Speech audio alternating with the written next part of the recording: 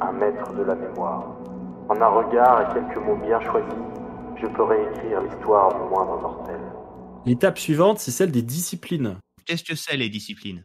Discipline, c'est le nom qu'on donne au pouvoir vampirique. Ce sont en fait des manières qu'ont trouvé les descendants pour utiliser leur sang de vampire, leur vitae, pour faire des effets un peu particuliers.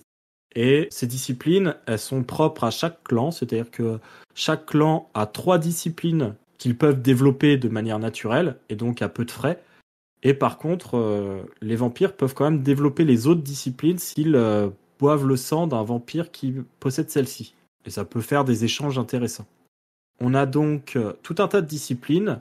Dans la version V5, elles ont été réduites en nombre. C'est-à-dire qu'il y avait, dans les précédentes éditions, il y avait des disciplines qui faisaient un peu doublon.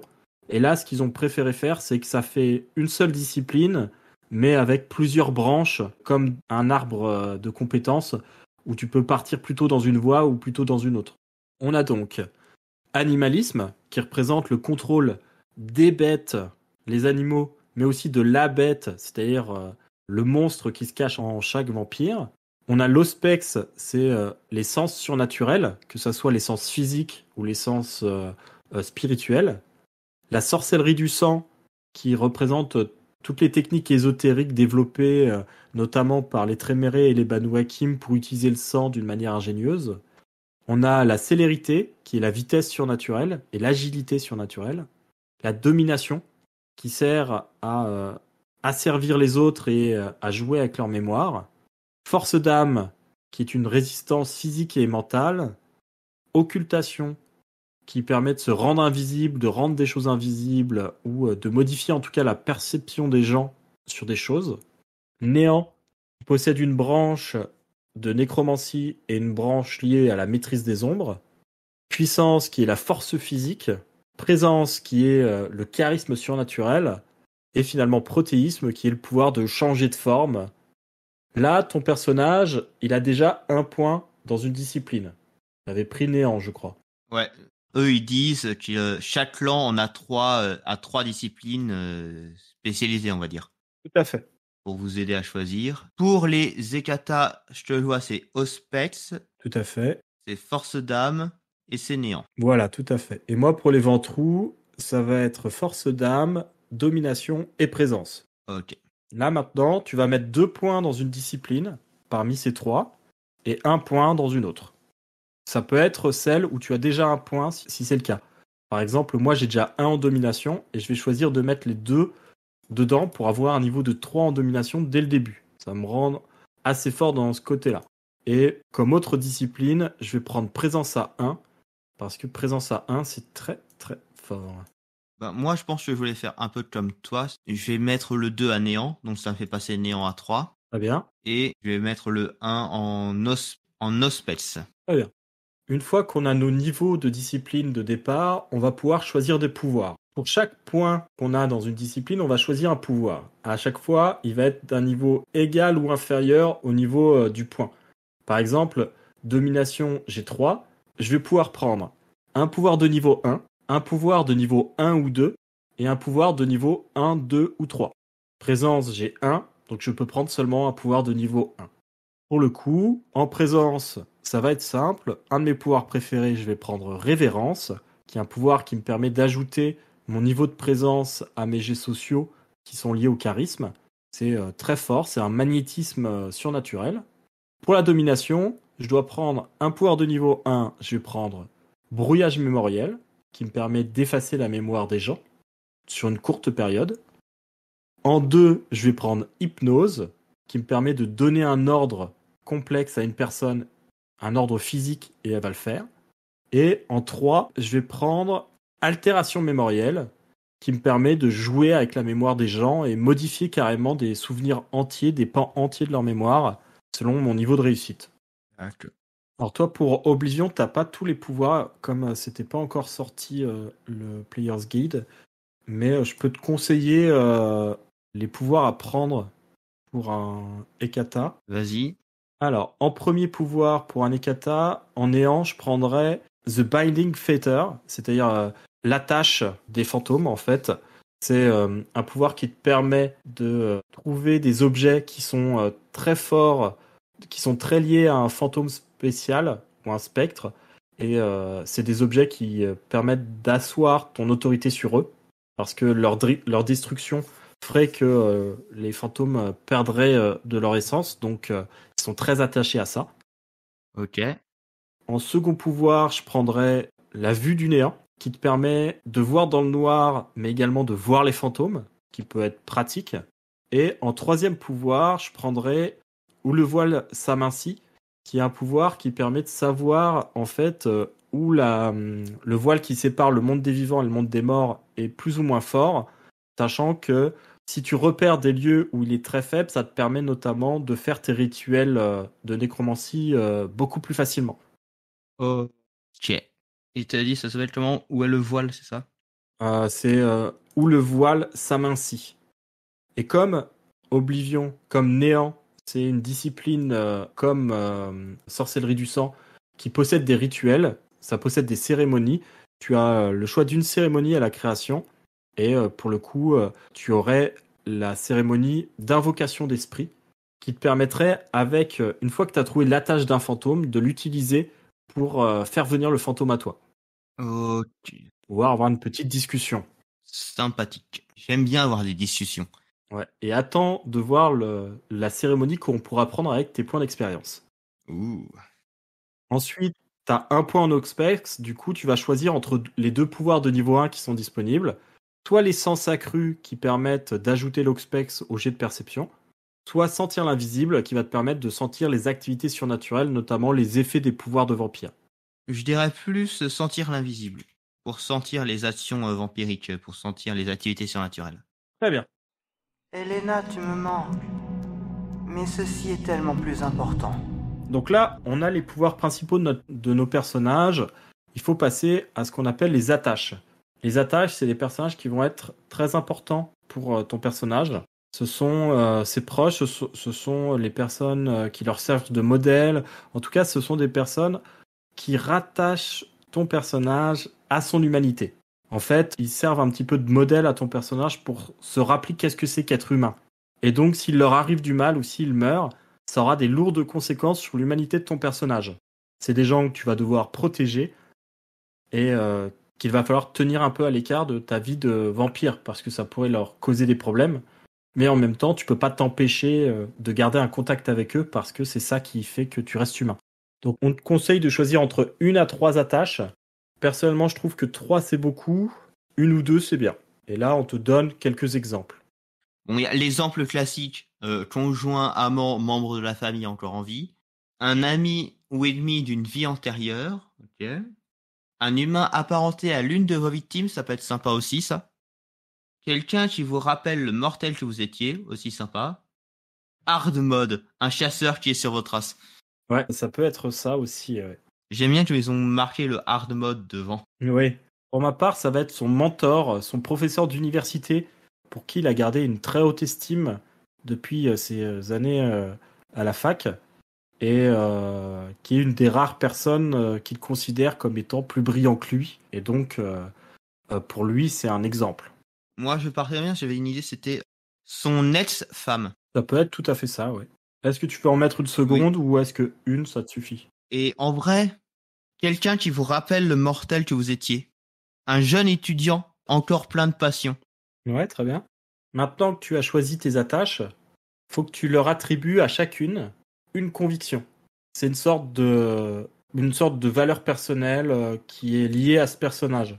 Tu peux formuler ça sous la forme un peu d'un proverbe ou de quelque chose comme ça, et ça va servir de règle pour ton personnage. Si ton personnage l'enfreint, cette règle, il va potentiellement perdre de l'humanité. Donc là, je vois sur la fiche Là, par quelques exemple. exemples. Ouais, vas-y, il y a des exemples. Tuer est acceptable en cas de légitime défense. Protéger les innocents du mal. La recherche du pouvoir justifie tout. Et c'est une conviction par attache, c'est ça? C'est ça. Sachant que vraiment la conviction est liée au personnage. Et si l'attache meurt, la conviction meurt aussi. Ton PJ perd la conviction. Ou alors il faut qu'il trouve quelqu'un qui remplace cette attache avec cette conviction. Vu le personnage et les prix, je pense que la quête de la connaissance justifie tous les moyens, ça va bien. Ouais. Moi je vais partir sur toujours donner le meilleur de soi. Moi, mon personnage, il veut pas avoir l'air minable ou faire des efforts minimes quand on lui demande de faire quelque chose. Faut toujours qu'il soit au maximum. Et je pense que s'il se retrouve dans des situations où justement il se sent abattu, etc., ça pourra avoir des conséquences sur son humanité. Dokili. Là, par exemple, si c'est son ex-femme, peut-être que c'est lui qui a rompu exprès pour qu'elle elle subisse pas sa vie, et ça va être peut-être protéger les innocents. Oui, j'aime bien, mais effectivement, effectivement, j'hésite avec protéger les innocents. Ce qui va très bien avec effectivement dès qu'on dit justifie tous les moyens et d'avoir un autre côté protecteur, ça peut entraîner des conflits internes. Protéger les innocents, voilà. Ok. Et toi, tu prends quoi comme conviction, t'as dit? Moi, j'ai dit que je prenais toujours donner le meilleur de soi. Ok. Et toi, t'avais qu'une seule attache. Ok. C'est ça. J'ai tout ce dont j'ai rêvé. Fortune, influence, célébrité. Mais je dois veiller à ce qu'aucun curieux ne vienne secouer mon château de cartes. On va passer à une des dernières étapes. Il y en aura une toute dernière pour toi vu que ton personnage est un peu plus ancien. Et donc on va faire les avantages et les handicaps. Tu en as déjà qui ont été ajoutés par ton style de prédation. Et maintenant tu as 7 points à prendre en avantage et 2 points à prendre en handicap. Ok. Donc, je vois qu'il y a effectivement une liste qui sont en plutôt, enfin, différentes catégories. Donc, il y a apparence, vivre avec son temps, mythique, refuge, ressources, masque, se nourrir, linguistique, mortel et descendant. Ok. Et c'est le nombre de points, c'est par rapport au nombre de petits points rouges que c'est décidé aussi? C'est ça. Ok. En fait, tu peux décider de mettre plusieurs points dans un même avantage aussi. Par exemple, toi, tu as 1 en refuge, tu peux très bien décider de le monter à 2 ou à 3 pour que ton refuge soit plus sécurisé. Ok. Pareillement, tu peux rajouter des choses. Ton refuge, tu peux décider d'ajouter, par exemple, une bibliothèque. Ça te coûterait 1 et ça te donnerait un plus 1 dé quand tu veux faire des recherches dans ton refuge parce que tu as déjà pas mal de choses sur toi, chez toi. Pour ma part, moi, j'ai mis 4 points en ressources. Je suis millionnaire, je suis riche, T'as de l'argent. j'ai beaucoup d'argent du fait de ma société, etc. Je me suis mis 2 points en influence parce que du fait de ma société, j'ai quand même des bons contacts avec la société humaine et ça me permet d'avoir quand même des rapports assez bons avec des gens bien placés. Et je me suis mis 1 en célébrité, qui est à la fois un avantage et un désavantage. C'est que du coup, au final, ça peut faciliter ma chasse, par exemple, parce que j'ai plus de facilité à me faire apprécier, on va dire. Ça va me permettre aussi d'utiliser ma notoriété pour obtenir des choses. Mais par contre, les gens ont plus de chances de me reconnaître. Ok. Et en handicap, je vais mettre suspect pour les anarques à 1. C'est-à-dire que du fait de ma position dans la société mortelle, etc., au sein de la Camarilla, qui est la faction principale des vampires, les anarques voient d'un mauvais œil mon arrivée dans l'échiquier des rapports de force parce que mes connaissances sur tout ce qui est technologie, etc., donnent un avantage particulier à mon sire et à ses alliés. Et donc, on se méfie un peu de moi. Donc ça me fait 1 point. Et je vais me mettre harceleur à 1. Parce que, en fait, ma célébrité, mon succès, etc., fait qu'il y a toujours des gens, soit qui essayent d'obtenir des faveurs de ma part, soit qui espionnent un peu ma vie privée pour essayer de trouver des trucs. Et donc, j'ai toujours des gens qui sont à mes basques et dont je dois me débarrasser. Ok. De ton côté, vu que ton personnage a quand même une planque dans une entreprise de pompes funèbres, s'il y travaille, qu'il a pris une part dans la société pour pouvoir y être tranquille, il a peut-être des revenus. Donc, il a peut-être au moins 1 ou 2 points en ressources. Oui. Je pense également que ton personnage parle plusieurs langues. Et donc, je mettrais bien au moins 1 point en linguistique. Oui. Et le clan Ekata étant quand même assez familial, je pense que ton personnage a peut-être un Mola, c'est-à-dire un mentor, qui est un vampire plus âgé, qui lui donne des conseils, peut servir de source d'information et de conseils. Ok. Alors, je pense que je vais prendre pour les avantages Mendication qui me coûte 2 et qui me permet de manger de la nourriture. Oui. Je vais augmenter le refuge de 1 pour passer au niveau 2. Très bien. Je vais prendre, comme j'ai départ, je vais prendre juste ressources à 1. Ok. Il te reste 3 points. Linguistique 1. Je parle aussi l'italien. Très bien. Et je vais mettre les deux dans le mentor vampire. Très bien. Donc en plus 2 points, ça fait quand même un vampire qui est un petit peu ancien. C'est peut-être ton sire d'ailleurs, celui qui t'a transformé en vampire. Il te donne probablement des leçons de nécromancie, ce genre de choses. Et ça pourrait être un puissant conseil en cas de difficulté. Maintenant, il te faut 2 points de handicap en plus. Alors, j'hésitais avec le... Toi, t'avais pris suspect dans une faction, c'est ça? Ouais, j'avais pris suspect par les anarques. Ok. Moi, je pensais... Bon, après, ça fait un peu cliché, mais que le refuge soit hanté. D'accord, ouais. Donc ça, c'est juste niveau 1. Et je vais prendre obstacle mythique qui pourrait être intéressant devant une chose spécifique. Pour passer devant une chose spécifique, comme le seuil d'une maison lorsqu'on a invité, animal plan d'eau. C'est ça, tu choisis un objet ou une chose qui fait partie un peu du folklore vampirique, qui te bloque et t'es obligé d'utiliser de la volonté pour passer. Je me souvenais plus des animaux blancs dans le lore vampirique. Plan d'eau, oui. Ouais, ça fait partie des trucs. Ouais, je sais qu'il y en a certains, ils sont obligés de compter les graineries qu'on leur lance dessus ou un truc comme ça. Oui, il y a ça aussi dans certaines cultures, ouais. Et en même temps, il y a des versions de vampires un peu partout. Oui, t'en as aussi qui sautent à pieds joints. Ça, Chine, ça c'est le genre de c'est un peu vampire zombie, particulier. ça, ouais, c'est particulier. Il y a, chez moi en Alsace, ils te sucent le sang par le doigt de pied. Ouais, ça doit pas être agréable. Non. Et donc en obstacle mythique, tu prendrais quoi pour ton personnage? Je vais prendre le seuil d'une maison non invitée. Très bien. Tu es mort et enterré. Obéis-moi. Là, moi, mon personnage est terminé. Le tien, il lui reste 15 points d'expérience à dépenser. Oui. Les points d'expérience, on va les utiliser pour un peu tout et n'importe quoi. Si tu veux augmenter une caractéristique, un attribut, ça coûte le niveau suivant multiplié par 5. Ok, donc si tu veux passer par exemple au niveau 2, ça coûtera 2 x 5, 10. Voilà. En compétence, ça coûte le niveau suivant multiplié par 3. Donc passer à 2, ça te coûte 6, passer à 3, ça te coûte 9, etc. Et prendre une spécialité dans une compétence que tu as déjà, ça coûte toujours 3. Ok. Les disciplines, si c'est une discipline de ton clan, ça coûte le niveau suivant x 5. Et si c'est une discipline hors de celle de ton clan, c'est le niveau x 7. C'est déjà un peu plus cher. Et pour les atouts, c'est 3 points par niveau. Il n'y a pas d'échelle, c'est tout le temps 3. Il y a aussi pour toi les cérémonies, comme tu possèdes néant. Et là, ton personnage, je pense qu'avec ses 15 points d'expérience, il prendrait une cérémonie en particulier qui lui coûterait 6 points, qui est obligé d'esprit, qui est donc un rituel qui te permet, une fois que tu as invoqué le fantôme, de pouvoir le forcer à agir pour toi. Ouh, effectivement, ça c'est pratique, ça. C'est plutôt pratique et j'ai eu une de mes joueuses dans les Chroniques de Chicago qui a un fantôme garde du corps. Du coup, c'est plutôt pratique. Donc je prends ça et il me reste 6 points d'XP.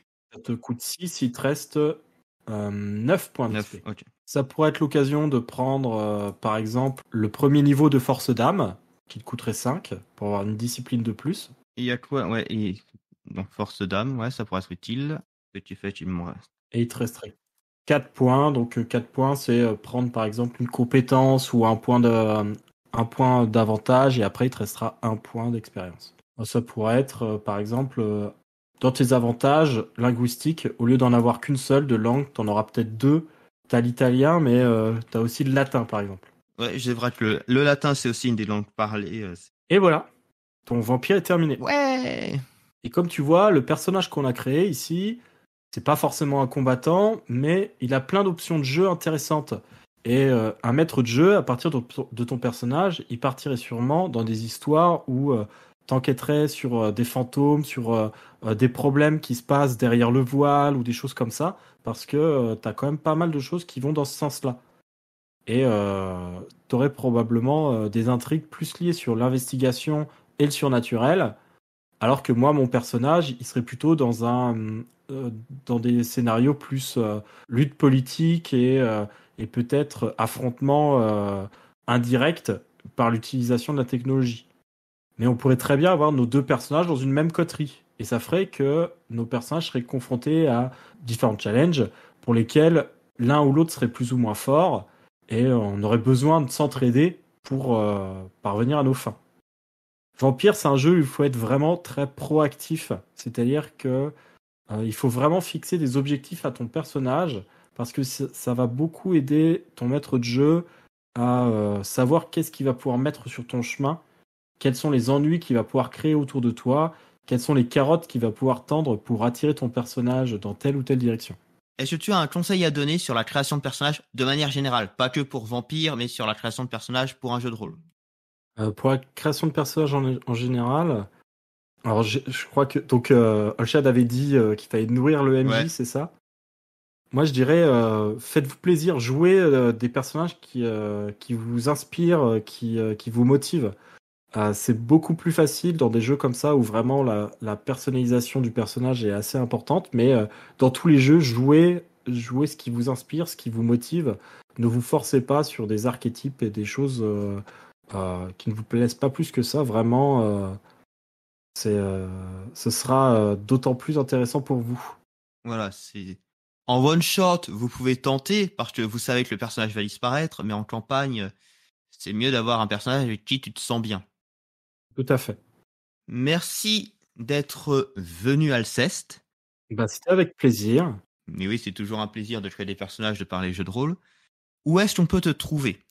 On peut me trouver à la fois sur YouTube et Twitch sur le nom Monsieur Alceste, ainsi que sur Twitter, et sur toutes les plateformes de podcast, ce sera sur les Chroniques de Chicago, ma campagne de vampire. Qui dure depuis donc 2 ans, c'est ça? Tout à fait, et j'ai calculé, si je devais continuer de ne sortir qu'un épisode par semaine, j'en ai déjà pour encore quasiment 2 ans de sortie. Voilà, donc vous allez pas mentir de contenu avec lui. Sans C'est ça. compter tout ce que tu fais, les autres parties que tu fais à côté. Tout à fait. Des parties en live et rediffusées ensuite sur mon YouTube.